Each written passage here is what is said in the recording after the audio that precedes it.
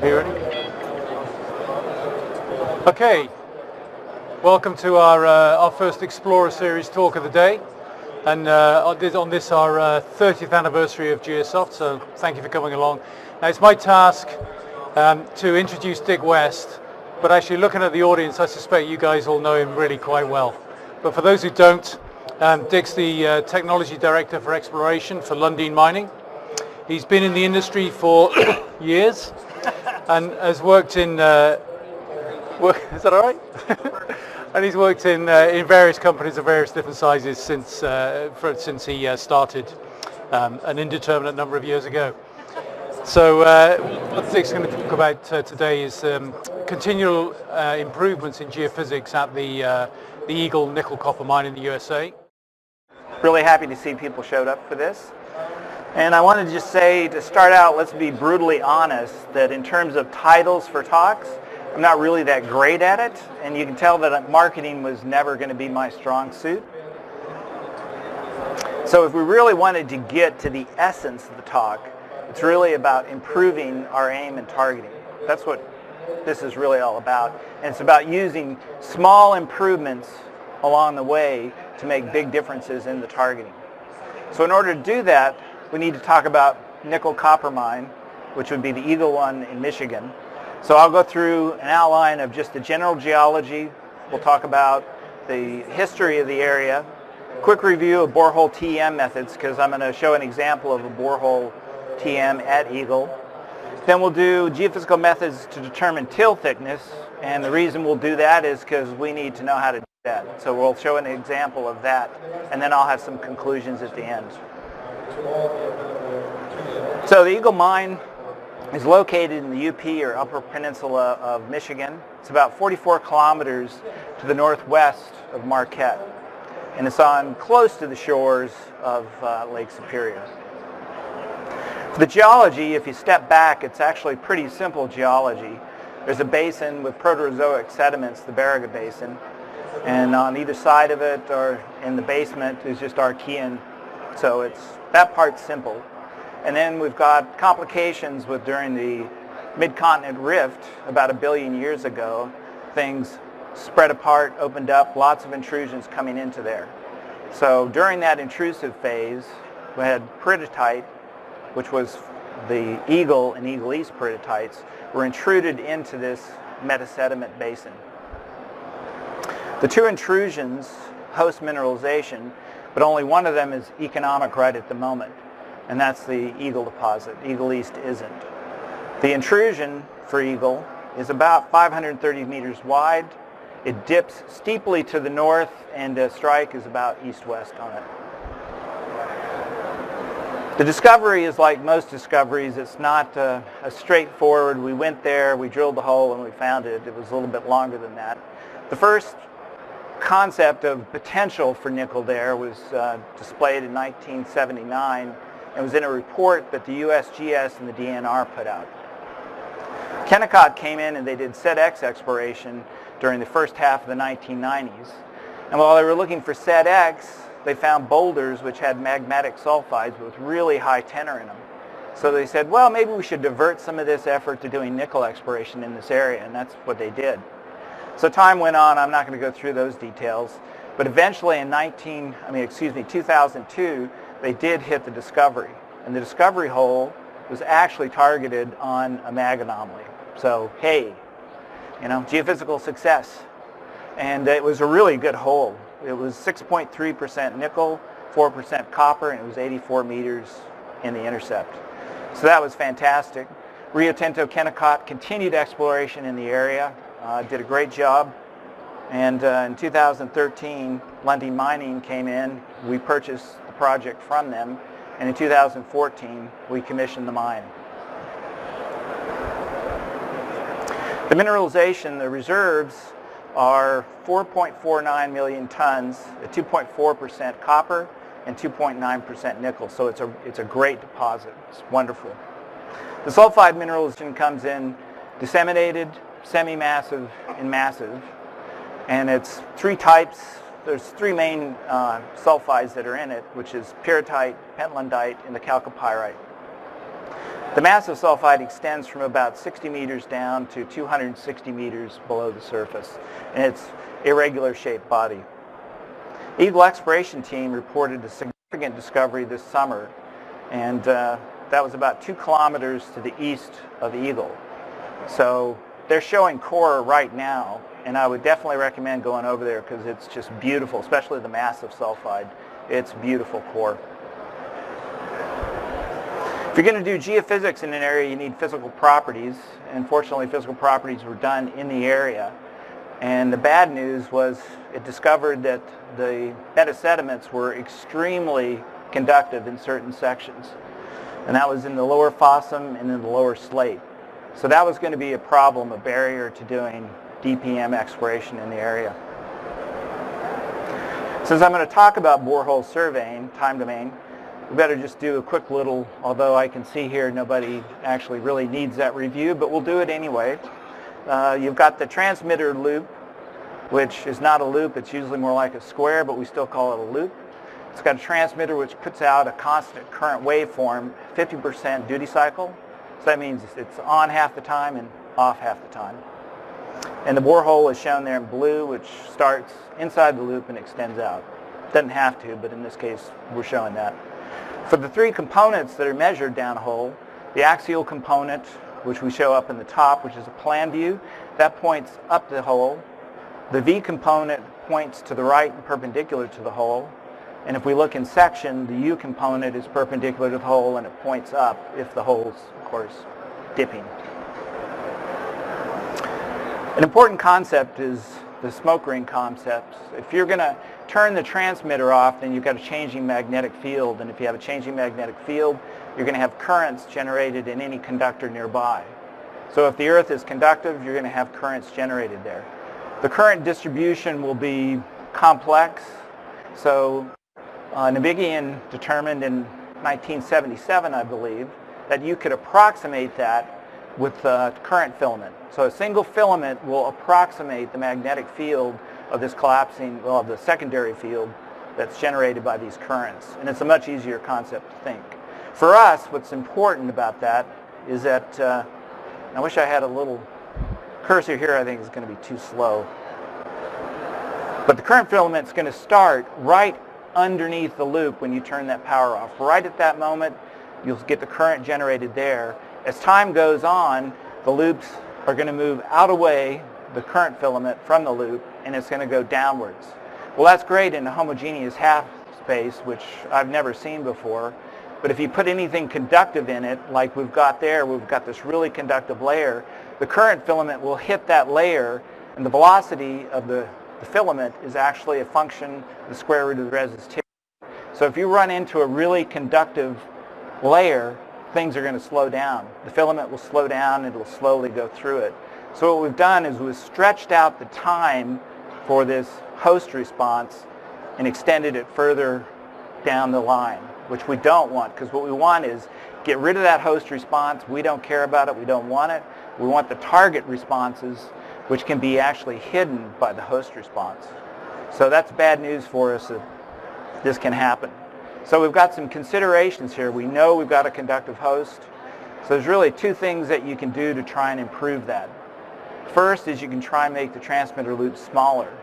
So it's not like a hammer hitting a bell. You know, you're going to use a smaller hammer so it doesn't ring out as much. So our response from this conductive host will be less. Unfortunately, that reduces your dipole moment, so you'll need to crank up the current a bit on that as well to equalize that. Next, you need to make your off time in the time domain situation longer, so you can actually listen longer to see if we do see something show up later in time. So the original survey was done with 150 millisecond off time. So if you look there, you can see the red line, if you can see that, shows the on time with the current, and then it drops off and you got your off time, and those little blue bars in there, those are the channels where we're measuring the response during that off time. So that's great, but we decided that you probably needed something longer, something significantly longer, so we went to 1,000 milliseconds. So it's 6 times longer. And you can see with the lower graph, those are at the same time scale, and it is significantly longer. Now we're going to compare these last channels here with these channels, which are at the same time, so they should be equivalent, or mostly equivalent. And then we'll look at these last channels here and see if there's any difference. Now in order to do that, we've got to look at the logistics, because we use two different loops. The first survey, 150 milliseconds, used a large loop, 1 kilometer by 1 kilometer. The second survey, which was the 1000 millisecond off time, that one used a smaller loop, about 400 meters by 400 meters. The transmitters, call them the same, and the borehole pretty much sits sort of in the middle of both of those two. So here's our response. On the left is the 1000 millisecond.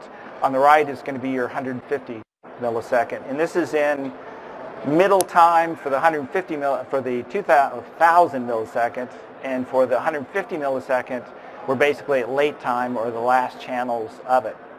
So if you look at it, we'll come over here. The channels are 73 to 139 milliseconds.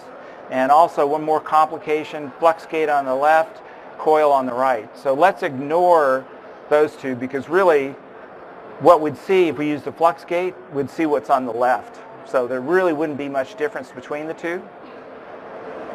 But it's still not good enough, which I'll show you in a minute. So at any rate, we see the in-hole response right in through here, and that's that positive, and that's that conductive layer that we know is in the area. Then you've got the start of possibly an off-hole, a little dip in there. And then you've got a definite off-hole further down. So we're looking at, along the axis there is depth down the hole, and amplitude is on the side. If we go over to the coil response, you see the deep off-hole, but you really don't see the in-hole or the shallower off-hole. And we get corresponding responses down in the other two components, so that's all fine and good. Now if we go to later time, to 772 to 972 milliseconds, which we can do on the left, but we can't do anything on the right because we're stuck. We're already at the last channel on that one, so that one didn't change. On the left you can see a dramatic change in the response, especially in the axial component. So that potential off-hole, that little dip in the curve, now is very obviously an off-hole anomaly. And the response from the host is definitely decreased significantly as well. So if we go back, up, you can see there's a little dip there in the middle, and there's a very obvious off-hole anomaly. So Matt Penny, who works for Lundin Mining, senior geophysicist, he did modeling on the data using Maxwell, and he used a thick plate, and you can see that he didn't strip off the background response, but still you've got a very good fit between the axial component for this tabular body, and we've got really very reasonable fits for the cross components, which are shown in the two below. We can go back up to middle time, and we can also model the responses that are shown deeper down, which have already decayed away at late time. And there's a pretty reasonable, it took 4 plates, but you can get a model that fits that reasonably well. So if we look down in plan view, the 4 plates that we modeled at sort of those middle times, they're shown on the left, right in through here. The red plate is that tabular body, and surprise, surprise, that one corresponds to the Eagle deposit. So if we look in 3 views, to the north, to the west, in plan view, what you see in there, that's the Eagle deposit, the sort of yellowish green color. That's the semi-massive. The red coloring is the massive sulfide. And then this darker red, which looks like a block, that tabular body, that's the model that was used to model the data set. If we go over and look to the west, you can see where the borehole is. We're approximately 50 meters away from the deposit at its closest point. And you can see that the thick plate fits really well in there with the deposit. Now, of course, there's a disclaimer here. We knew what the deposit looked like, so it helps a little bit when you know what it looks like, but at least it fits the data extremely well. So that worked. Hopefully I convinced you that by changing to a longer off time that we're going to get much better results. Targeting is going to be significantly better there. Now the other problem we've got is we've got an airborne gravity survey in the area, which is not necessarily a problem, but it is when you've got till thicknesses that vary from 0 to greater than 100 meters. And if I wanted to convince you that that was a problem, you can look at the two plots up at the top of the page. On the left, I've done a model where I've got two pods of till, which are, well, I gave it 2.1 for density. It's in a 2.77 host. And then just to sort of complicate things, I put a mafic intrusion underneath one of the tills. But when you look at the response, if you were, at first blush, you'd say, okay, I've got two little valleys there filled with till, and one of them's maybe smaller, not as thick, and maybe not as dense as the other one. And that's what you'd model, and that's it, and you'd move on. And you'd completely miss that there's a mafic underneath it. If somehow you had your little Harry Potter wand and you could make that till disappear, then you'd see that you actually get a positive anomaly from the mafic intrusion. But you'd never see it with that till response there. And that's only 50 meters of till, not 100 or more. So I didn't mention on the previous slide, so we've got three ways that we can solve this problem, two that were used on the property. You can use drill hole information, which is definite. You know exactly how thick the till is at that point. But we have very limited drilling in the area. We've got a big exploration block, and the drilling tends to be right around where the deposit is. So you don't have a lot of information there. You can go to passive seismics, when that'll give you a very good estimate of till thickness. And the other way is to use airborne EM to try and model that and model the thickness with airborne EM. So let's look at the passive seismics first. And you really need to talk about constructive interference. Now, I don't know about you, but for me, I only encounter destructive interference, never constructive interference. But in the Earth, all of this ambient noise that bounces around down there, coming from all directions, do get constructive interference and destructive interference. There's an instrument called Rhino, which is made by MOHO. It used to be Micromed, but now they're MOHO. Measure the three components of the shear waves in the ground. And then from that, you can deduce what the thickness is. So if we look here real quickly on the bottom graph, along the bottom there, that's your frequency, and along the upper scale is the amplitude. So we got three components: east, west, north, south, up, down. So the horizontal components are shown here in the blue and the green, and they've got a nice little peak in there. And if you look at the same spot in the vertical, it's kind of flat. There's not much going on there. And the reason because you've got a vertical wave that comes up, or any wave that comes up, part of the energy is going to get bounced down off the air interface. And then you got another wave that's coming up from the bottom.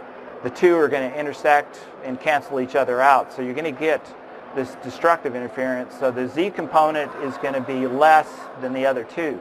You can use that by dividing the Z component into the horizontal component amplitude, and that's going to enhance this spectral peak. And that's what you see here. So we've got a peak, we've got a frequency. What good does that do us? Well, it turns out that there's a relationship, and the thickness of a two-layer situation, that first layer thickness, which is H, is equal to the shear wave velocity divided by 4 times the spectral peak frequency.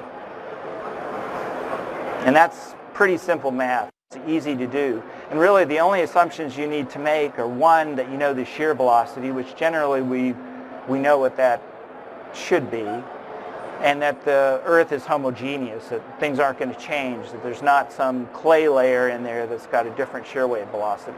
So if you can make those two assumptions, then this works really well.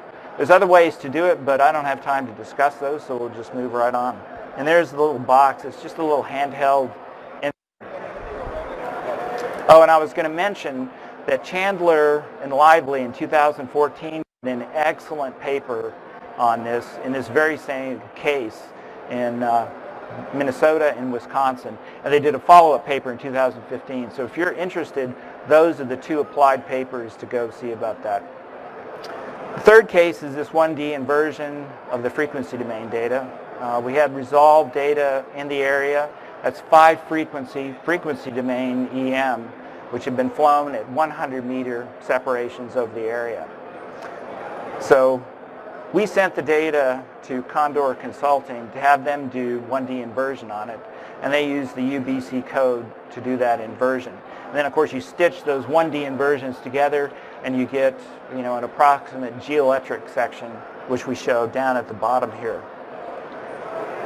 So in that section, this is the conductivity section. The blue means low conductivity, relatively high resistivity, and the reds are going to be high conductivity and low resistivity.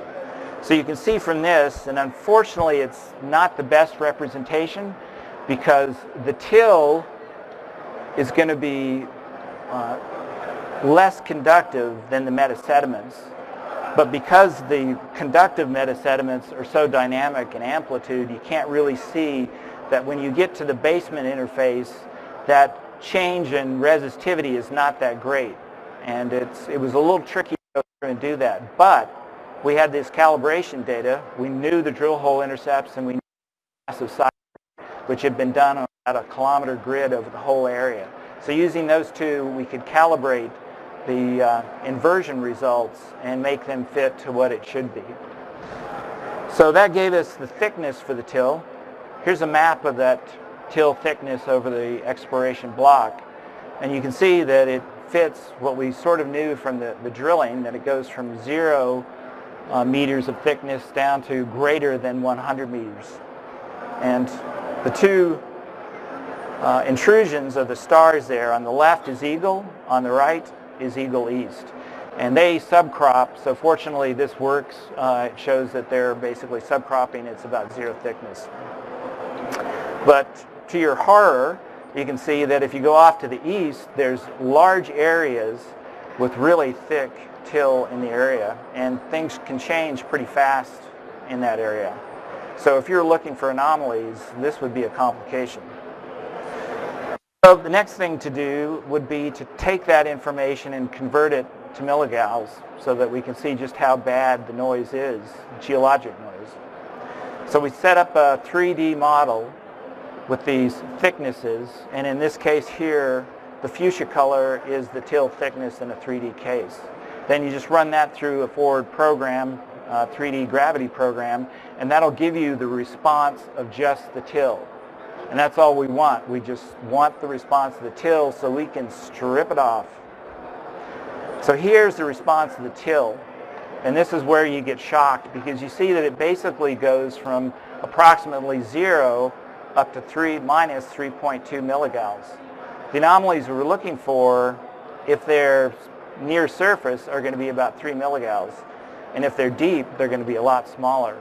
So the geologic noise, in this case, the till, is greater than the anomalies that we're going to look for.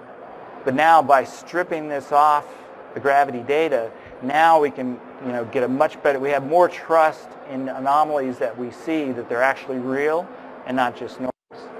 Now the only problem is I can't show you that data because it's still an active exploration project. So you'll just have to trust me, believe me, really. So sort of in conclusion, we can say that exploration is what we really do every day, is to try and figure out, this complex 3D Earth. And the only way we can do it is with these limited observations, fuzzy logic, inadequate models, assumptions and approximations, limited resources, and sometimes now, headwinds from industry. So even with all of those issues, the good and the lucky still make successes and discoveries. But I would wager with you that the better approach for the persistent is to constantly improve upon the methodology. And what I've shown is 2 cases where it was just incremental changes made big changes in the targeting. So just incremental changes in your methodology will get you closer and closer to that discovery. Then you want to integrate all your information. You want to use experience and all the mental horsepower of your team. You want to keep focus, which is really important. And you want to reduce the cycle time during every exploration step. Because it's sort of like a gun. You've only got so many shots in your gun, and when you use it up, it doesn't matter how great your ideas are. If you've run out of money, you can't find anything. So I'd like to take this time to thank Lundin Mining for allowing me to talk here, and to Geosoft for allowing me to talk. To the Eagle exploration team, who've done a fantastic job of exploring there and finding new sources. To Matt Penny, the senior geophysicist I work with, who did a great job. He did the EM part, and he helped me on the gravity part. Kennecott and Rio Tinto exploration teams for the initial discovery and all the great work that they did for the 10 years after that. And to Crone Geophysics, CGG, and Condor Consulting for the excellent quality data that I've shown you today that they took, and also the inversion. And that's it.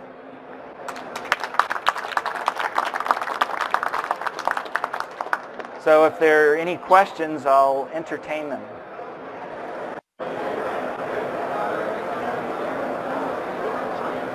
Excellent, good crowd. Did you do any on-time EM? The question was, did we do any on-time EM? And we did attempt some on-time EM, but it wasn't truly, it was during the on-time, but we didn't get 100% duty cycle in there. And it definitely showed promise, but because we couldn't, I wanted to do it for the 100% duty cycle, didn't have a transmitter that would do it, so that was a non-starter.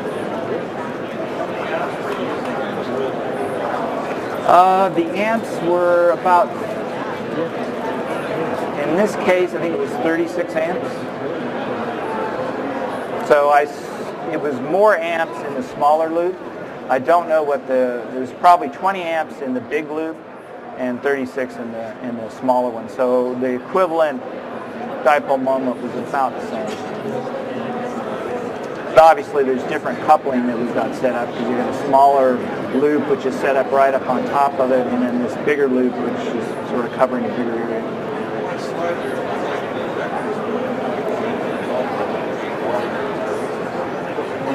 Yeah, that's the way it's going. But because actually it's more of a vertical, when you look at the whole system, it's more vertical, so that still gives us pretty reasonable coupling. The fact that we had a thick plate also helped out. Good eye, though.